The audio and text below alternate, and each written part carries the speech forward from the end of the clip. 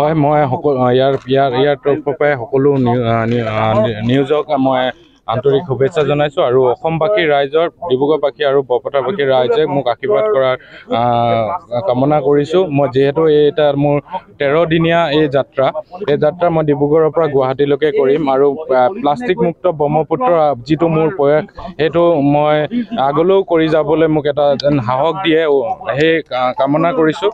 আৰু ব্ৰহ্মপুত্ৰখন মোৰ কাৰণে ঘৰ, যিহেতু মই 19 চনৰ পৰা ৰিভাৰ টুৰিজিমৰ লগত জড়িত আৰু 19 চনৰ পৰা ৰিভাৰ টুৰিজিমত জড়িত। মই দেখিছোঁ যে কি এই নদীৰ যিটো মানে বিউটি সেইটো মই দেখিছোঁ সচৰাচৰ। মই উজনিৰ পৰা নামনিলৈ মই টুৰিষ্ট লৈ অহা যোৱা কৰোঁ, তেতিয়া দেখোঁ যে কি বহুত চাপৰি আছে, যি চাপৰিত মানুহৰ সমাগম নাই কিন্তু তাত জীৱ জন্তু বাস কৰে। তাত দেখিছোঁ যে কি বহুত প্লাষ্টিক পৰি থকাৰ আমি দেখা হৈছে। সেই লক্ষ্য ৰাখি মই দেখি যে 2021 চনৰ পৰাই মই এটা প্ৰজেক্ট লৈছিলোঁ যে কি প্লাষ্টিক ফ্ৰী ব্ৰহ্মপুত্ৰ। এই ব্ৰহ্মপুত্ৰ 21 চনৰ পৰা কৰি আছোঁ। 21 চনত মই ডিব্ৰুগড়ৰ পৰা মাজুলী কৰিছিলোঁ আৰু 22 চনত মই চনকপাৰা কৰিছিলোঁ আৰু 23 চনত মই পাঁচআলি অপৰাজিতত কৰিছিলোঁ আমাৰ ডিব্ৰুগড়ৰ। আৰু 24 চনৰ এইবাৰ মই এটা 13 দিনীয়া কাৰ্যসূচী লৈ ডিব্ৰুগড়ৰ পৰা গুৱাহাটীলৈকে যাবলৈ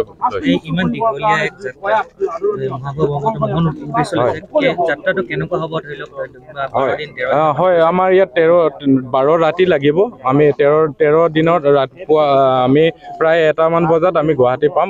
প্ৰায় আমি ট্ৰাই কৰিছোঁ যে কি 10টা বজাত সোমাবলৈ, কিন্তু 1টা বজাত 10-11টা এনেকৈ বতৰে ক'ব। আৰু এই যাত্ৰাত আমাৰ হয় চেলেঞ্জেছো থাকিবই, যিহেতু ব্ৰহ্মপুত্ৰ হয়। ভাৰতবৰ্ষৰ আটাইতকৈ মানে শক্তিশালী নদী আৰু যিখন মেইন ৰিভাৰ সেইখনক। আৰু আমি আনন্দিত হওঁ যে কি মই নিজৰ ঘৰখনক চফা কৰিব পাৰিছোঁ, যিহেতু মই ব্ৰহ্মপুত্ৰখনক মোৰ ঘৰ বুলি ভাবোঁ। যাত্ৰাটো কেনেকুৱা হ'ব ধৰি লওক আপুনি? হয়, ইয়াৰ পৰা আমি যাত্ৰাটো আমাৰ ইয়াৰ পৰা দিনত আমি চফা কৰি গৈ থাকিম। ৰাতি আমি য'তেই পাওঁ তাতে হোল্ড কৰিম, চফা কৰি ৰাতি হোল্ড কৰিম। আকৌ নেক্সট দিনা আৰ্লি মৰ্ণিং আকৌ ওলাই আমি চফা কৰি আকৌ নেক্সট দিনা আকৌ আমি হোল্ড কৰিম। ৰাতি আমি হোল্ড কৰি যাম।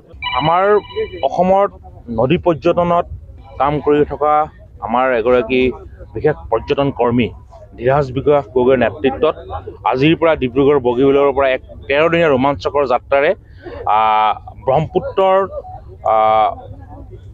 মুক্ত প্লাষ্টিক এই মহান উদ্দেশ্য আগত ৰাখি যাত্ৰা আৰম্ভ কৰিছে।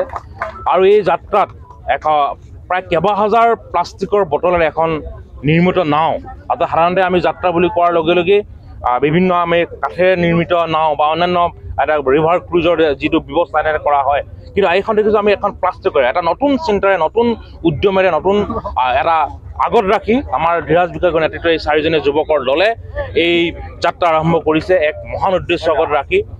আমি শুভেচ্ছা জনাবৰ বাবে আহিছোঁ ধীৰাজ বিকাশীৰ 13 দিনীয়া ৰোমাঞ্চকৰী যাত্ৰা।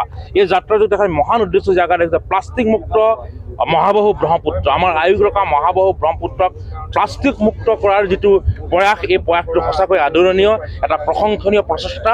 এই প্ৰচেষ্টাক মই সমগ্ৰ অসমৰ ৰাইজক, পৰিৱেশ কৰ্মীক ব্ৰহ্মপুত্ৰ নদীখনক আৱৰ্জনমুক্ত আমাৰ প্লাষ্টিক মুক্ত কৰিবৰ কাৰণে তেখেতৰ পৰা আদৰণি জনাবৰ কাৰণে মই